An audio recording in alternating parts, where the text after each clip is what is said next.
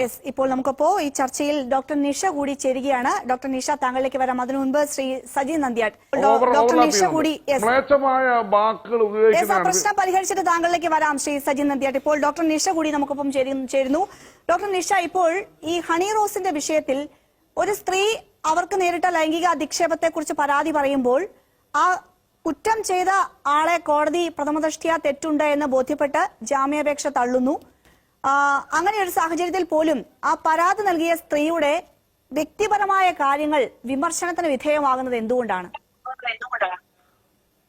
ഇവിടെ ഈ ഒരു particular topic of discussion literally it is very saddening. എന്തെന്ന് വെച്ചാൽ അവരുടെ പ്രൊഫഷൻ, സിനിമ എന്ന് പറഞ്ഞ അവരുടെ ഹണി റോസിന്റെ പ്രൊഫഷൻ ആണ്. അതിനാവശ്യമുള്ള രീതിയിൽ അവരെ മേക്ക് ഓവർ ചെയ്യുന്നു, പല വേദികളിൽ അവർ പോകുന്നു, പല ഇനോഗ്രേഷൻസിൽ പോകുന്നു. സോ അവരുടെ ഡ്രസ്സിംഗ് എന്ന് പറയുന്നത് അവരുടെ വ്യക്തിപരമായ ഒരു കാര്യമാണ്. See, in India we have article 19. As per article 19 right to freedom എല്ലാവർക്കും ഉള്ളൊരു കാര്യം തന്നെയാണ്. അപ്പൊ അതനുസരിച്ച് അവർക്ക് എങ്ങനെയാണോ വസ്ത്രം ധരിക്കാം, അവർക്ക് എന്തുവേണോ സംസാരിക്കാം. പക്ഷേ നമ്മുടെ തിരുവള്ളൂർ ഒരു കോട്ട് എടുത്തു കഴിഞ്ഞാൽ, തമിഴിൽ ഒരു കോട്ട് എടുത്തു കഴിഞ്ഞു കഴിഞ്ഞാൽ ഇടം പൊരുൾ ഏവൽ, അതായത് ഇടത്തിന് ഏത്ത മാതിരിയാണ് നമ്മുടെ ഡ്രസ്സിംഗ് ആകട്ടെ, നമ്മുടെ സംസാര രീതി ആകട്ടെ, നമ്മുടെ ബിഹേവിയർ ആകട്ടെ, എന്നൊക്കെ നമ്മൾ മോൾഡ് ചെയ്യുന്നത് അല്ലേ. അപ്പൊ ഈ ഒരു കോണ്ടെക്സ്റ്റിൽ വന്നിട്ട് ഞാൻ ഒട്ടും തന്നെ സപ്പോർട്ട് ചെയ്യുന്നില്ല. ബോബി ചെമ്മന്നൂർ പറഞ്ഞ ആ ഒരു കമന്റ് എന്ന് പറഞ്ഞാൽ ഒട്ടും തന്നെ ഒരു സ്ത്രീ എന്ന നിലയിൽ എനിക്ക് അത് അംഗീകരിക്കാൻ പറ്റത്തില്ല. കാര്യം വേറൊരു സ്ത്രീയെ വന്നിട്ട് വളരെ മോശമായ രീതിയിൽ അവരെ ചിത്രീകരിക്കുകയും അത് അവർക്ക് വളരെ മാനസികമായ ദുഃഖം ഉണ്ടാക്കുകയും ചെയ്തു. എന്നാൽ അറ്റ് ദ സെയിം ടൈം ഒരു ഡ്രസ്സിങ്ങിന്റെ കോണ്ടെക്സ്റ്റ് ആകട്ടെ, അല്ലെങ്കിൽ ഒരു സിനിമയുടെ ഒരു കൈൻഡ് ഓഫ് പോപ്പുലാരിറ്റി ആകട്ടെ, എപ്പോഴും ഇങ്ങനെയുള്ള കമന്റ്സ് അല്ലെങ്കിൽ ഇങ്ങനെയുള്ള ക്രിറ്റിസിസംസ് എപ്പോഴും ഇതിൽ കടന്നു പോകുന്ന ഒരു വ്യക്തി തന്നെയാണ് ഹണി റോസ്. സോ ക്രിട്ടിക്കൽ അല്ലെങ്കിൽ ലെറ്റ്സ് സേ ഒരു ക്രിട്ടിക്കലായ ഒരു ഫീഡ്ബാക്ക് അല്ലെങ്കിൽ ക്രിറ്റിസിസംസ് അക്സെപ്റ്റ് ചെയ്യാൻ ഒരു മനോഭാവം ഹണി റോസ് ഉണ്ടാക്കുക തന്നെ ചെയ്യണം. ഇപ്പൊ അവർക്ക് ഈ ഒരു പർട്ടിക്കുലർ ഫീഡ്ബാക്ക് എടുക്കാൻ പറ്റിയില്ല, അതുകൊണ്ട് അവർ കേസ് കൊടുത്തു. അത് ബോബി ചെമ്മന്നൂർ ചെയ്ത തെറ്റാണ്, അതുകൊണ്ടാണ് അദ്ദേഹത്തിന്റെ ജാമ്യം പോലും തള്ളിക്കപ്പെട്ടതെന്ന് നമ്മളിവിടെ പറയുന്നുണ്ട്.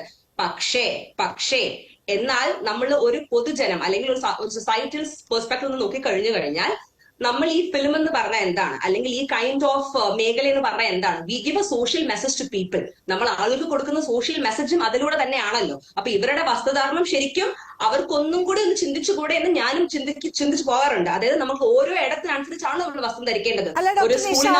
പക്ഷേക്കാണ് പ്രശ്നമുള്ളത്. അതായത് താങ്കൾ പറഞ്ഞല്ലോ ബോബി ചെമ്മണ്ണൂർ ചെയ്തത് തെറ്റാണ്, പക്ഷേ എന്തിനാണ്? ആ പക്ഷെ എന്തെന്ന് വെച്ച് കഴിഞ്ഞാൽ ഇവിടെ രാഹുലിന് കുറച്ച് മുമ്പ് സംസാരിക്കുമ്പോൾ പോലും വളരെ വളരെ ശക്തമായി അതിനെ എതിർത്തു. ഇത് ഞാൻ രാഹുലിനെ അനുകരിച്ചുകൊണ്ടോ അല്ലെങ്കിൽ ഹണി റോസ് തെറ്റാണെന്നോ പറയല്ല.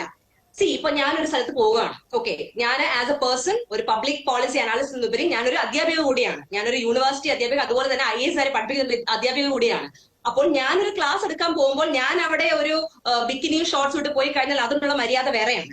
പക്ഷെ അത് ഇടേണ്ട ഒരു ബീച്ചിലാണ്, അല്ലാണ്ട് ഒരു ക്ലാസ് റൂമിലല്ല. അതുപോലെ നമ്മൾ ഓരോ സ്ഥലങ്ങളിൽ പോകുമ്പോഴും നമ്മൾ സെലിബ്രിറ്റി ആകട്ടെ അല്ലെങ്കിൽ ഒരു പബ്ലിക് പേപ്പറാസ് നമ്മൾ ഫോളോ ചെയ്യട്ടെ, ഇടം പൊരുൾ ഏവൽ എന്നൊരു കാര്യം ഫോളോ ചെയ്യുന്നത് വളരെ വളരെ അത്യാവശ്യമായ ഒരു കാര്യമാണ്. ഹണി റോസ് പല സാഹചര്യങ്ങളും അവരെന്താ പറയുന്നത് വെച്ച് കഴിഞ്ഞാൽ തന്റെ ഡ്രസ്സ് വളരെ കോൺഫിഡന്റ് ആയിട്ട് ധരിച്ചുകൊണ്ട് പോവുകയാണ്. പക്ഷെ ആളുകൾ വന്നിട്ട് അത് പല രീതിയിൽ അത് ചിത്രീകരിക്കുകയും പല രീതിയിൽ അതൊരു സെക്ഷൽ കണ്ടന്റ് ആയി മാറ്റുകയും ചെയ്ത് അത് പ്രചരിപ്പിക്കുന്നത് തന്റെ പ്രശ്നമല്ല.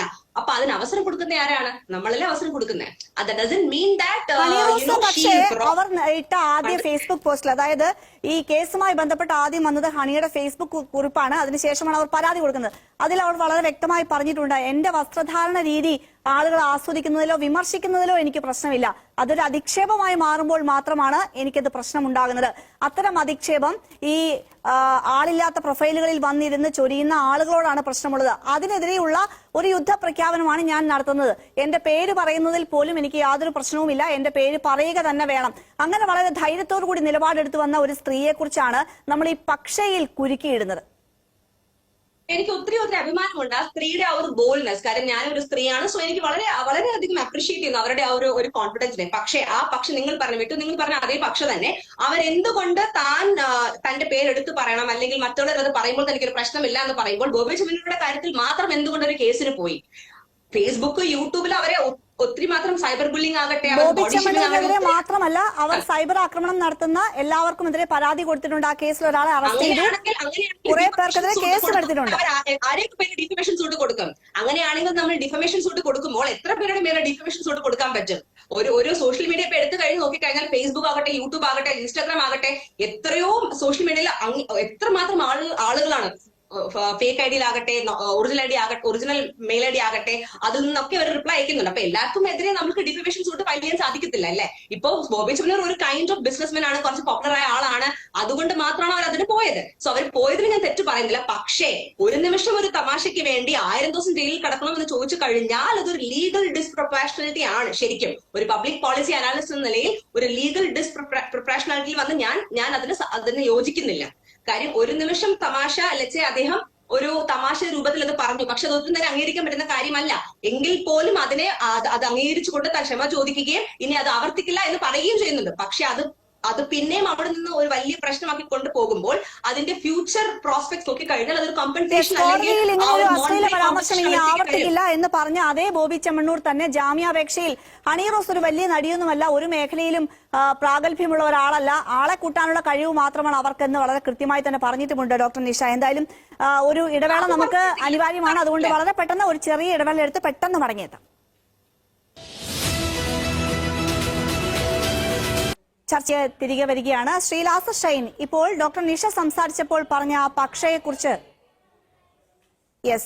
ലാസർ ഷൈൻ ചർച്ചയിൽ ഇല്ല എന്നാണ് മനസ്സിലാക്കുന്നത്. ഇപ്പോൾ ശ്രീ സജി നന്ദ്യാട്ട്, ഇപ്പോൾ ഡോക്ടർ നിഷ പറഞ്ഞ ആ വാദങ്ങളോട് താങ്കളുടെ അഭിപ്രായം എന്താണ്? അതായത് വസ്ത്രധാരണവുമായി ബന്ധപ്പെട്ടുള്ള കാര്യങ്ങൾ, ഒരാളുടെ വസ്ത്രധാരണമാണ് വ്യക്തിപരമായി അയാളെ നിശ്ചയിക്കുന്നതിന് ആധാരം എന്നുള്ള അഭിപ്രായം താങ്കൾക്കുണ്ടോ?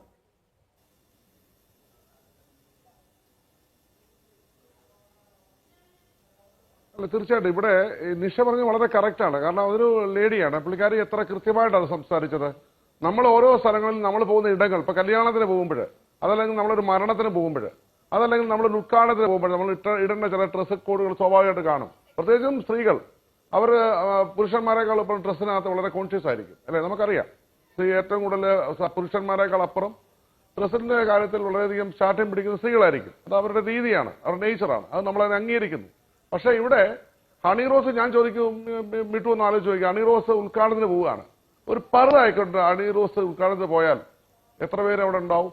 അല്ലെങ്കിൽ എത്ര പേര് അവരെ, അത് സിനിമാ നടിയായി വരുമ്പോൾ അവരെ എല്ലാ സിനിമാ നടികളുടെ ചേഷ്ടകളോടെ ഒരുങ്ങി സുന്ദരിയായി അവർ വരും, സ്വാഭാവികമാണ്. അപ്പൊ പർദ്ദയിട്ട് വരുന്ന ഹണി റോസിനെ കാണാൻ ആരും വരാറില്ല, അല്ലെങ്കിൽ പോയിന്റിലേക്ക് എത്താൻ സമയം അനുവദിക്കുന്നില്ല. തൽക്കാലം ചർച്ച ഇവിടെ അവസാനിപ്പിക്കേണ്ടി വരികയാണ് സമയപരിമിതി കൊണ്ട്.